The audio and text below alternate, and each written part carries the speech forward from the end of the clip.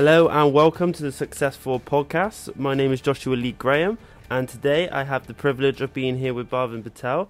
So Bhavin, he's going to give a bit of a background of himself, but Bhavin is a polarity coach.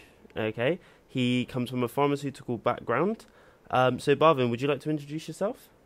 Yeah, so first of all, Josh, and Mark, thank you so much. What an honor to be invited, and I'm just really looking forward to this. So, a bit of background, not to go into too much detail. Yeah.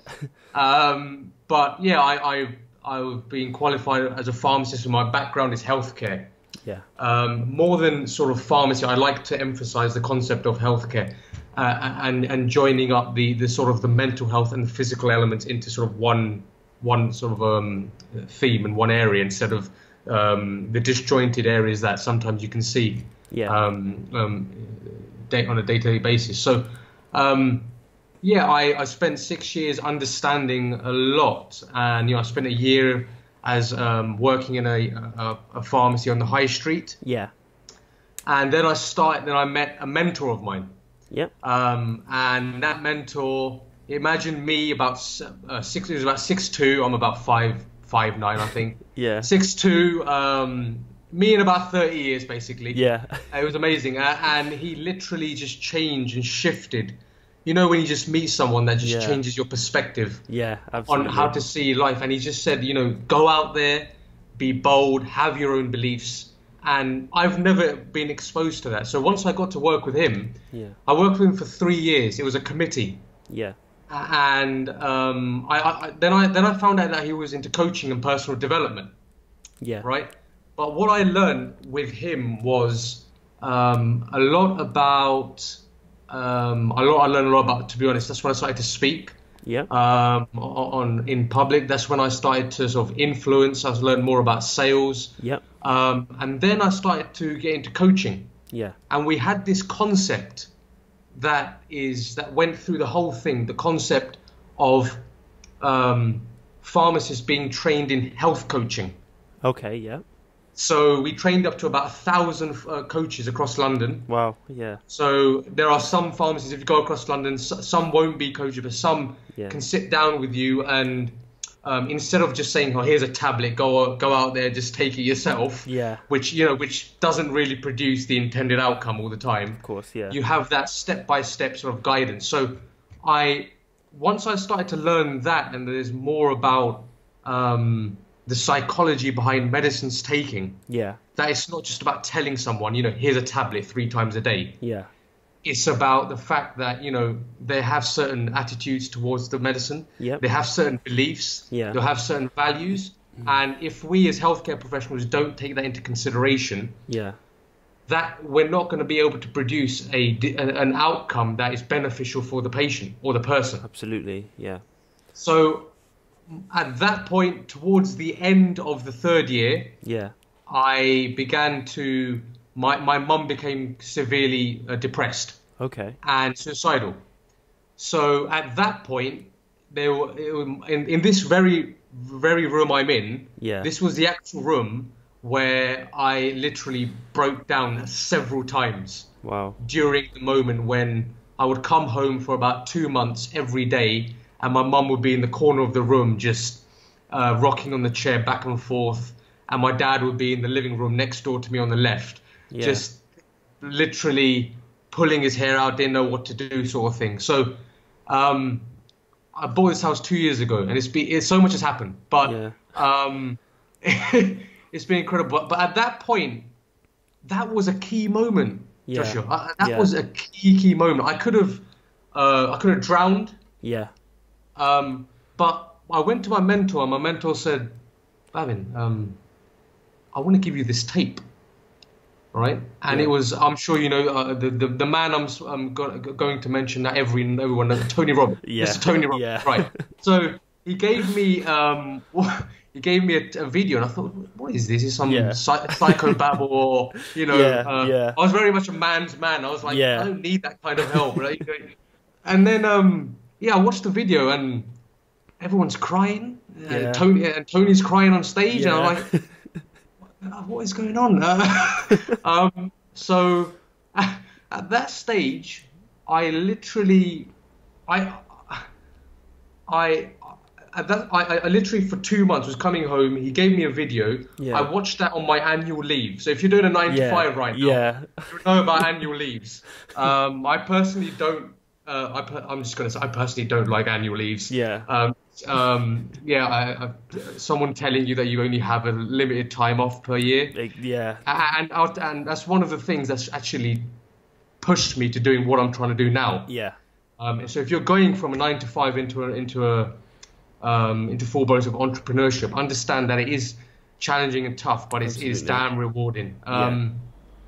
So yeah, at that point, I watched the video, had leave. At the end of the leave, I was supposed to go back to work. Yeah.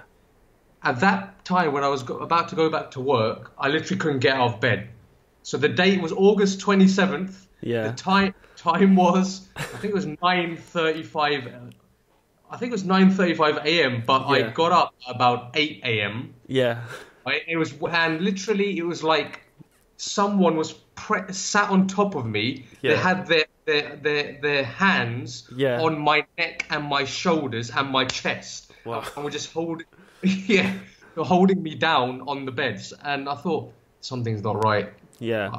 I thought something's not right. And because the funny thing is that when I was training pharmacists to become coaches, I was talking a lot about psychology. Yeah. I was talking a lot about mental health. Yeah. And a core part of the project was how pharmacists could support people with anxiety and depression. Yeah.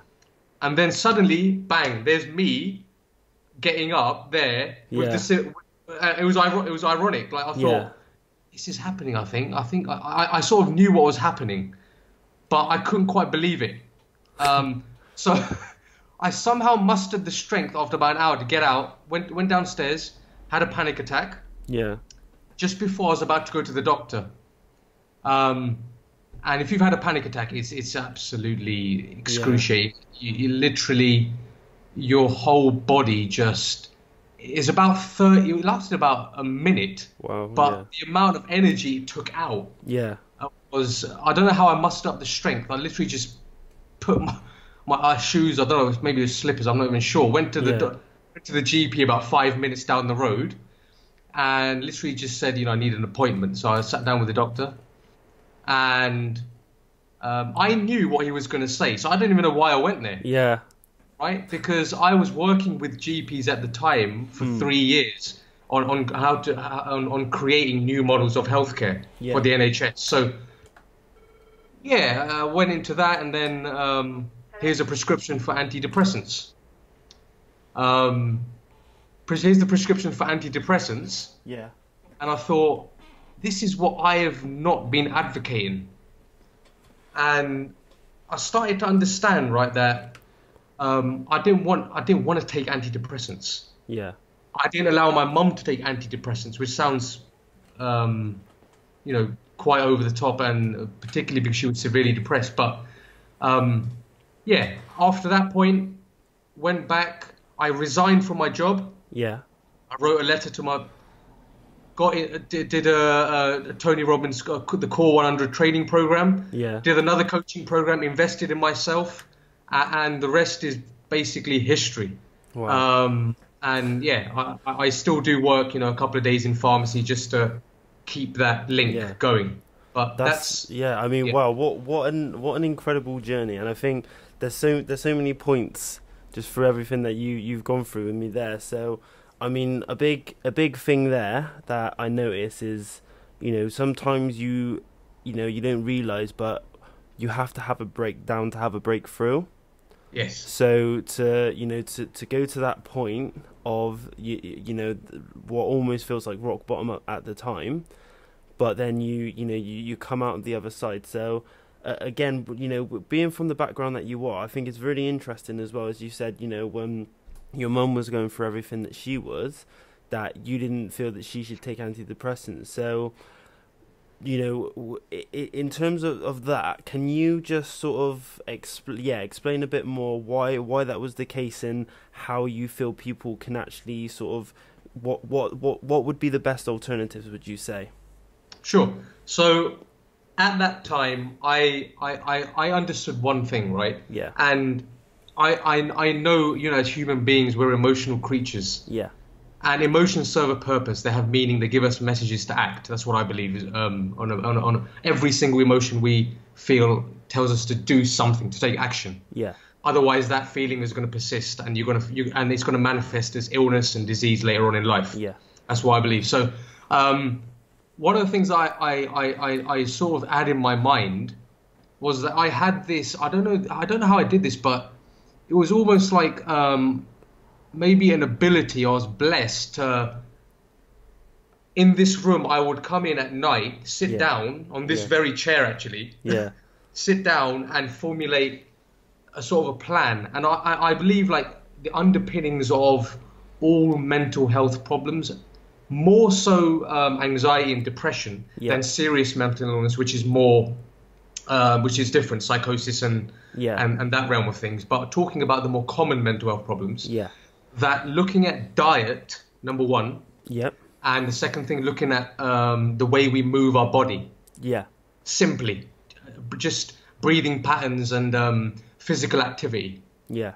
And those two things I knew. So my first thing that I did was, like, I'm Indian. My ethnicity is Indian. So my culture. So my mum it makes I'll say a certain type of curry, right? Yeah. But there's a tendency to, if you like your curries, I'm sure everyone likes their curries, but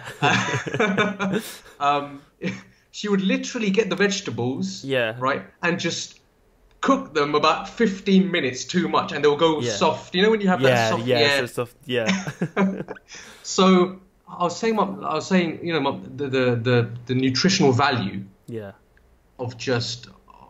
You're not getting any nutrition, any minerals from that. And so I literally worked with her first. I changed her diet completely. Wow, so the first thing was literally just put oats. Like she changed her Indian snacks in the morning to oats and porridge, right? And fruit, blueberries. And then even though her appetite was down, I was literally feeding her. Yeah.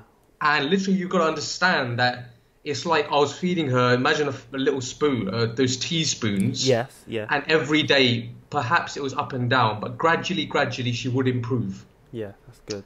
And then I started to understand that cooking the food that she cooks was fine. The flavors were fine. Yeah. With the spices, but the depth of cooking and the level of nutrition wasn't there. Right, yeah. And what I understood, particularly now I'm going to go into medicines, is that what people don't see, and is the drug-induced nutrient depletion. Okay. So I call it DIND. Call it DIND. It's a little acronym, but literally the minerals and the nutrients that you and I need to operate on a day-to-day basis, to have a strong immune system, to have a strong nervous system, to communicate clearly, right? To even affect our mood. All those minerals and those nutrients are being depleted by drugs. Now, this is the question I have for people listening, right? And even this question I ask myself. If you can't see it, does it mean that it's not true? Right, so say I injured my muscle, right? I tore my muscle. You could literally see, you could probably see the level of pain. I would limp or I wouldn't be able to sit. So you can see it, it's fine. Yeah. But like you can't see the effect of a pill going into your small intestine, your stomach, then into your small intestine, and then the long-term impact of antidepressants and anti-anxiety medication on not only the level of nutrition, minerals and vitamins in your body, but Josh, get this. This is what I started to learn, and I think you'll appreciate this in what you're doing. The structure of our brain and the cells, and the neurons. Yes. And so in layman's terms, what that basically means is, like, if you've seen a human brain even on TV, it's not the most what do I call it, beautiful specimen. but it's like a roadmap, right? Yeah. It's got little mazes, Yes. and Yeah. so certain areas are bigger than others. So are more emphasized in some people. Some other people have more areas that emphasize in them. So it differs from individual to individual. But all the research points to this one fact, which the NHS does not reveal, which the pharmaceutical industry does not reveal. Yeah. It's funny, right? Now, because once I started to research, stuff about neuroplasticity, brain structure, the impact of food, the impact of medication, the impact of just you and me having this conversation right now on what's happening up here in our brain. It literally changed my outlook. If I could literally open my brain up right now, and forgive me, Josh, if I opened your brain up right now, I wouldn't do that, don't worry. We could see everything that's happening, like the changes in the plasticity and the movements and the impact of medication. From the knowledge I had, and from the thousands of people that I served for 6 years, Josh, in pharmacy, coming to me, right? This is unbelievable. On therapy for 10 years. Yeah. For things like, and I'm not belittling it, so this is really important, but losing a loved one. Yeah.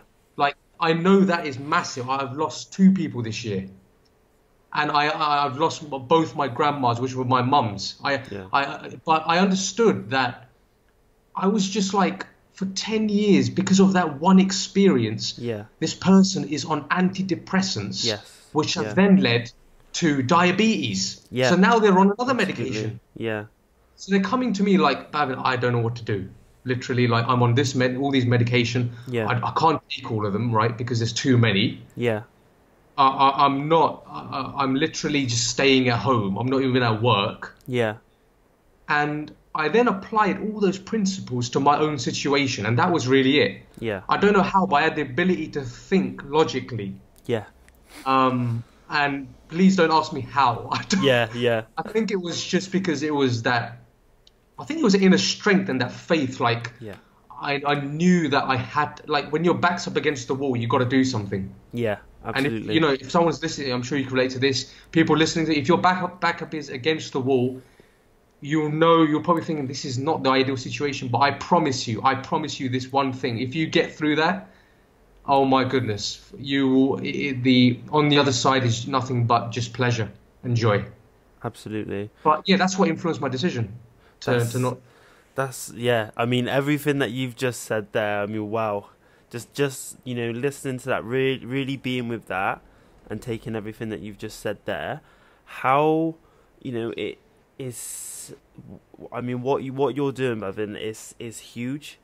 Coming from the background that you have, and like you said, being in that industry for as long as you have, and it's little things like when you're studying, because I know you went to the university, of course. You went to the one where we're based out in Norfolk. Yeah. Where do you see the level of how things like coaching, personal development needs to be integrated into being able to in a position of a pharmacist to be able to have a discussion with someone around that before before even giving any sort of medication, because it's like you said, incidents such as losing a loved one, or these things can, it's funny how they spiral, because this whole sort of subject of treatment over an actual something just to deal with the actual, get to the source of the problem. Yeah. And then the treatment. Talk to me a bit about the process of, university. Okay. Well, so I love the question. I think about this all the time. Yeah. So, I mean, I graduated 4 years off at uni, and I started to understand. So I started to look at the system that we've built up as man and woman, right? As human beings. Yeah. We've created a system which is called the National Health Service in the UK. Yeah. So if you listen to this and you're from the States, you know, we have, and from elsewhere, in the UK we have a state-funded free healthcare system. So it's based on it's based on medical need rather than your ability to pay. And I started to not question that. I love the concept. This is really important for people to understand. I'm not bashing the National Health Service. Is a really important distinction I'm about to make here.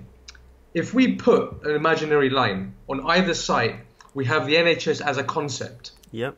Right? And the idea of regardless of race, regardless of religion, regardless of whether you're black, yellow, green, doesn't matter. Yeah. Religion, Hindu, Muslim, Christian, Buddhist, doesn't matter where you're from. Yeah. Or form you come in. You're going to get some healthcare. Yeah. I mean, as from a humane point of view, it's a beautiful, that's a beautiful thing, course, yeah. Right?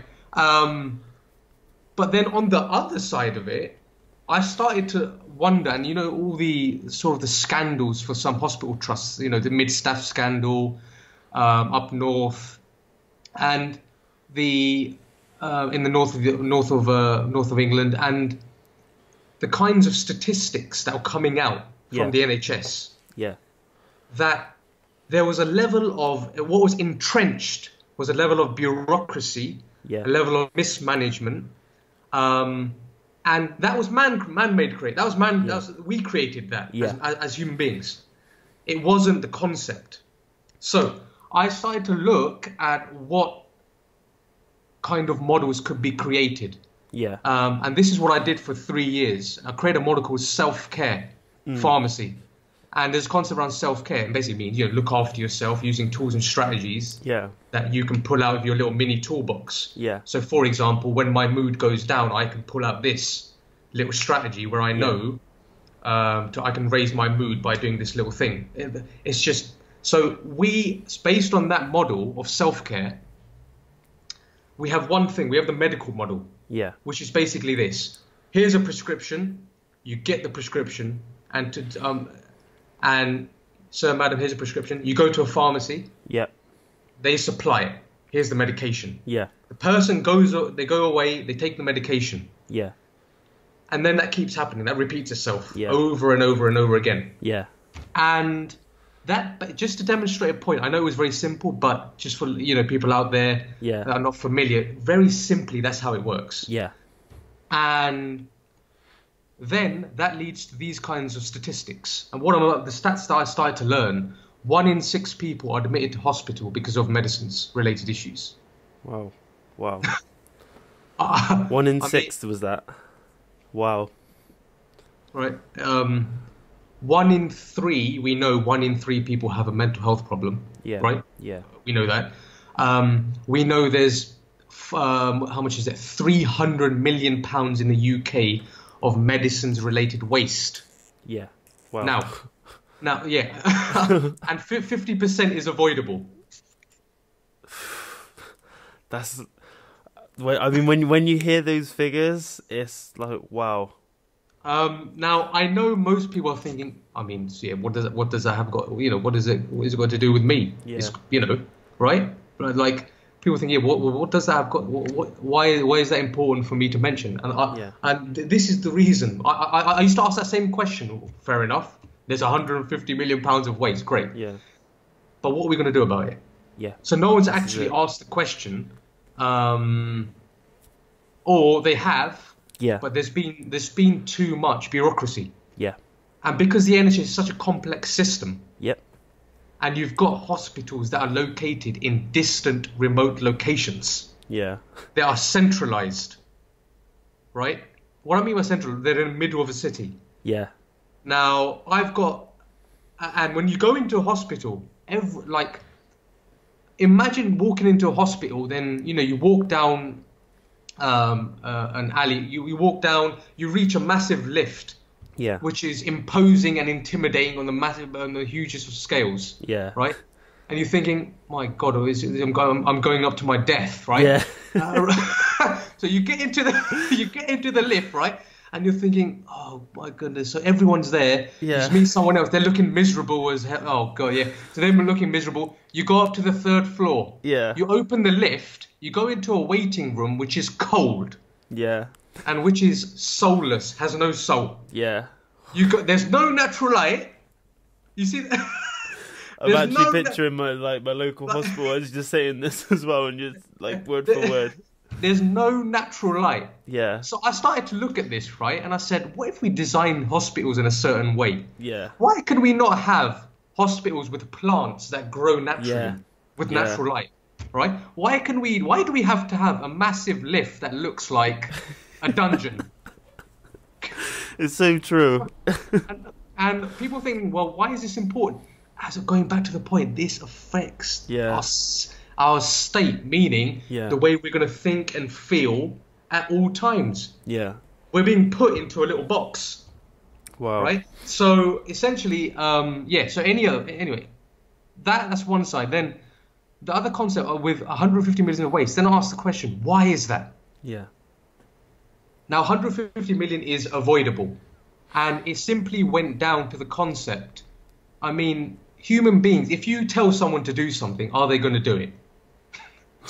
Most likely, people are going to do what they want to do. Yeah. Right? So if I tell someone, take this tablet 3 times a day, great. Yeah.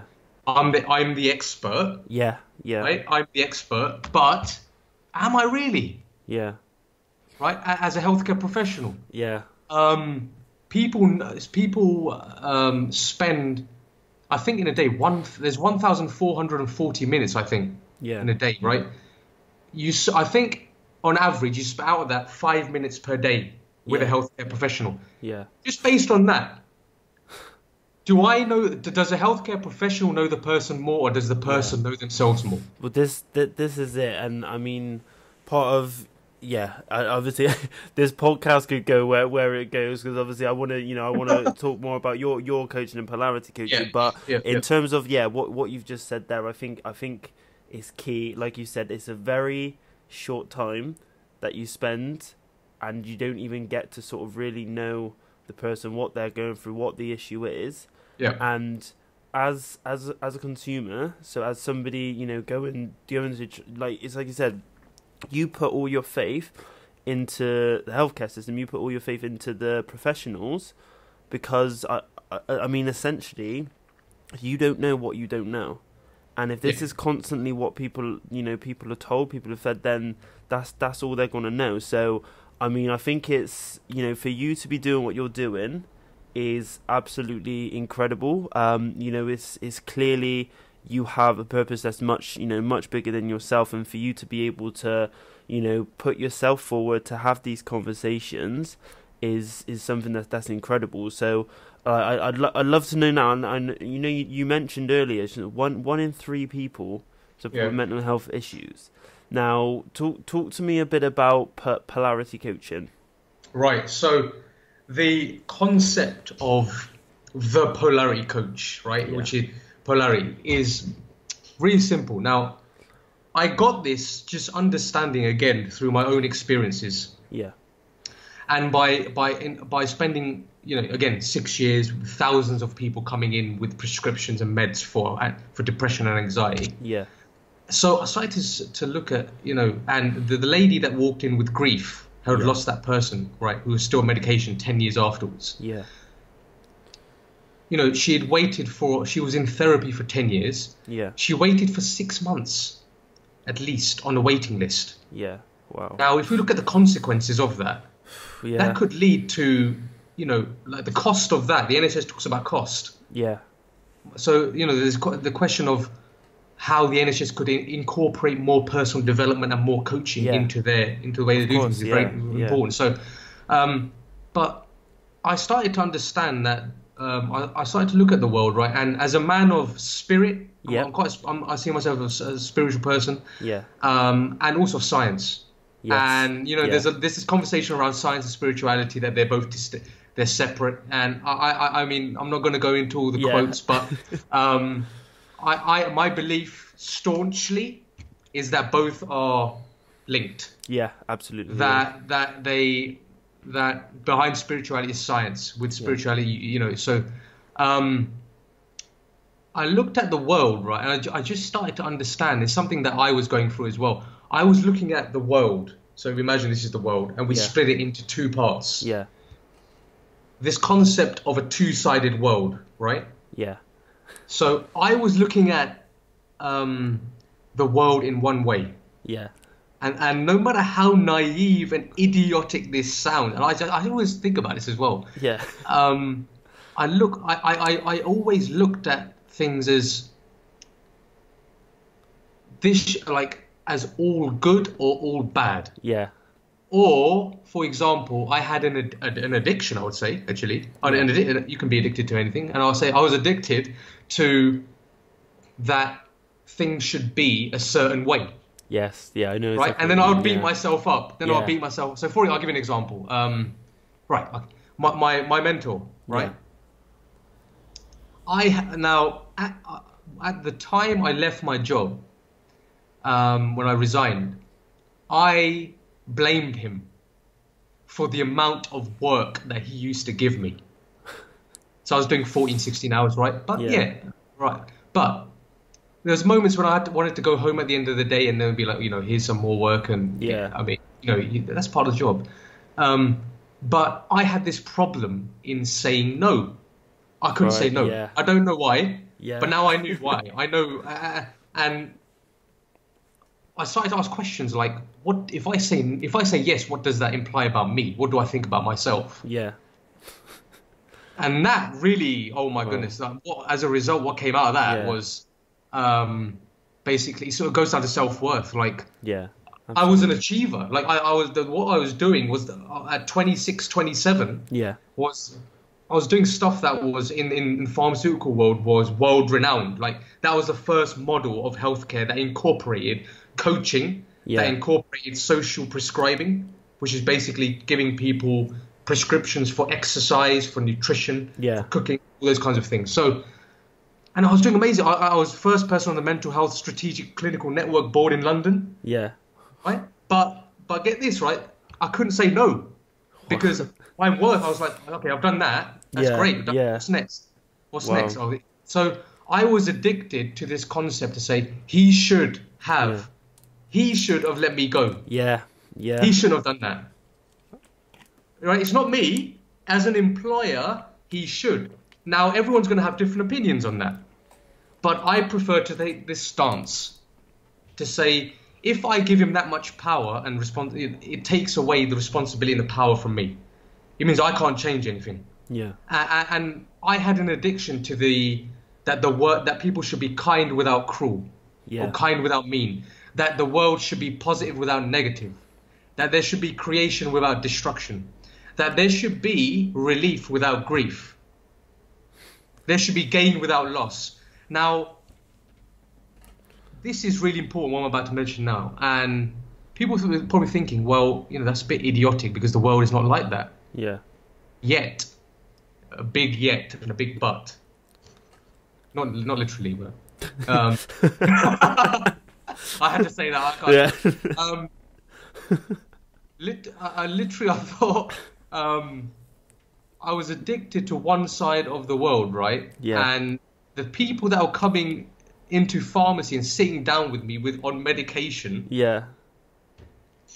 were addicted to one side of the world without even realizing. Yeah. They didn't know.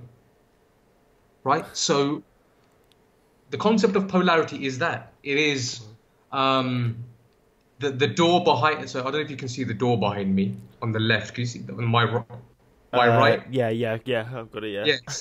So for people out there, I mean, there's a door behind me on my right. In order to open, if you've got a door, in order to open the door, it needs to be closed. Wow. In order to close the door, first it's got to be open. Yeah. Right. So that's simple. That's basically it. I mean, the concept is that if you have an addiction to one side, either of the world, positive or negative, good or bad, grief relief, support challenge, you're going to get into a state of imbalance internally, which basically manifests as anger, frustration, depression, despair, all those kinds of feelings. Yes. So what I do with people is literally through asking them high level questions. Yeah. His questions and also some practical exercises with me and this requires one to operate from a level of mastery. Yeah. This really asks people to be quite truthful and honest, which is hard. Yeah, absolutely. The question I asked about myself did not reveal a strength about myself. If I say yes, what will it tell me about myself? Yeah. Basically, that I've got to achieve this, and that in order to feel good. That's, and that reveals something about me. So I work with people to do that and essentially to dissolve that one side. Wow. To restore a balance. And going back to the science bit, yeah, we'll have a bit of fun, right? And we'll have an equation. Yeah. So, or seesaw. So when the seesaw balances itself out, yeah, and you're in a state of gratitude and appreciation and for the benefits of where you are in life, yeah, right now, that's basically what I do with people. Wow. Yeah. That's incredible. I mean, yeah, just that analogy in itself, the two sides of the world. To somebody who sort of is starting to get to that point where they identify, okay, I'm only seeing things from one, from one point of view. Yeah. What would the number one step be for them to take in your eyes? I think first you've just got to tell yourself, just stop, stop, and then ask this question consciously, right? And this goes back to what I think you mentioned around we don't know what we know. Yeah. Yeah. So the concept of asking this question, and it's so obvious. Yeah. That people will be like, well, yeah, I mean, I could have done that. Literally, yeah. I'll tell you the question. It's basically where, like, the fantasy or the delusion of what you want the world to be, or what it's supposed to be, or how people are supposed to be, or people are supposed to treat you, or how objects or machinery are supposed to be, all goes down to this question. What are the drawbacks if that was true? Wow. So if that delusion or that fantasy or that one-sided world addiction... Yeah. So, for example, if I wanted my boss to be absolutely all-praising and say, Bavin, you know what? Just go home to your family. Yeah. Go home every single day. It's fine. Yeah. You know what? Oh, come, yeah. I mean, I was just looking back at myself thinking, come on, man. Yeah. So, but as I said, it's unconscious. We don't know. And, that's it. I mean, number one, get present. And literally what I mean by present, just stop and go in a quiet room and literally ask yourself this question on numerous occasions. And you know what? Get a phone. Yeah. Put it on a tape it, and literally want to go to sleep. Put it on. Yeah. And when you're sleeping, because your subconscious is open. Yeah. It's gonna reveal some interesting answers in your health, finances, relationships, all those different areas. So once you really get those answers, and you really feel, you've got to feel it, and that is true for you. Yeah. Not true for Bavin, not true for Joshua, not true for your mum, not true for your dad, not true for your kids but for you, then you will move forward. Yeah. That's it. I think that's so powerful as well, because I mean, particularly in this industry, again, if you're getting people who are still in a position of, okay, you need to see this, or you need to be coming up with this, then that might not be what, that person specifically wants. So to really sort of help people navigate through themselves and to find what their truth is one of the most powerful, gifts that we as coaches can give. So I think, and it's like you said, that it's, you don't realize, but it's the questions that seem simplest that have the most impact on you, and it's because they're so simple we don't ask ourselves. Yeah. So that is huge. Again, thank you for sharing. So Bavin, this has been an incredible podcast. Where can people get in contact with you? Where's the best place to find you? So I'll give you my email address. Yep. So my email address is Bhavin Patel. So that's BHAVIN Patel. PATEL, all one word. Coaching. That's all one word. At yahoo.com. Feel free to email me there. Facebook. If you there's a now this is this will be interesting. There's a lot of Bhavin Patels in the world. So you'll find one under the anxiety and depression page. Yeah. Coaching. So that, and I'll give you a link as well, perhaps. I was going to say we'll post the link. So you're on Facebook. You've got your Instagram. Email. Yeah. Instagram as well. Yeah. Instagram at BHAV Patel. Number 1, so NO1. Yep. That's my Instagram account.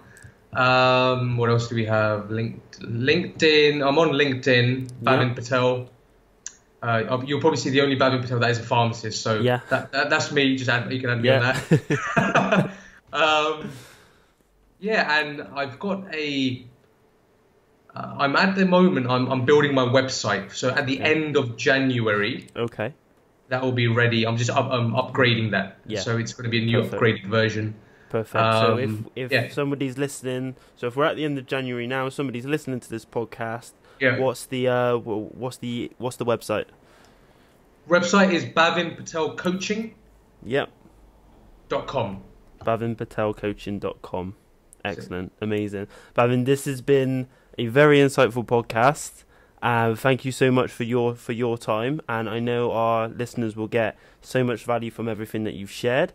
As he said, guys, connect with him on Facebook, Instagram, LinkedIn. He's on all social media platforms.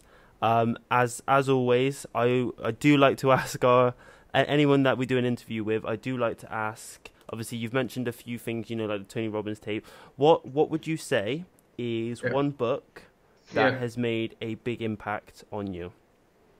Oh, one book, Josh. Come on. Yeah, just one book. Yeah. If I really had to pick, I think it's gonna have to be Awaken the Giant Within. Awaken the Giant Within. Yeah, and again, that's Tony Robbins, isn't it? It's Robbins. Yeah. Amazing. And you know what? It just it literally does. I mean, if you literally read the fine print, and it literally will. But I just want to add a final message, if I could. And of course, yeah. For all the listeners out there, it's December. It's mid-December. Yep. And it's a stressful time, and there's expectations from family, there's expectations from friends about what presents you should get, and you know what? Just literally embrace your polarity, right? Yeah. Two-sided world, people. Two-sided world. Ask that question. And the other question you want to ask is, what are the benefits of where you are now? Yeah. Once you balance the two, you've won. You win. I just want to wish everyone listening a Merry Christmas, a Happy New Year, and finish this strong going into 2018. Don't wait for New Year's. Don't wait, guys. You heard it here first. I'm here for you. Amazing. So, guys, we're successful global on all social media platforms. Like, share, subscribe. Thank you again for your time, Bavin. And that's us done. Joshua, thank you so much. Thank you. Bye. Great. Pleasure. Bye-bye.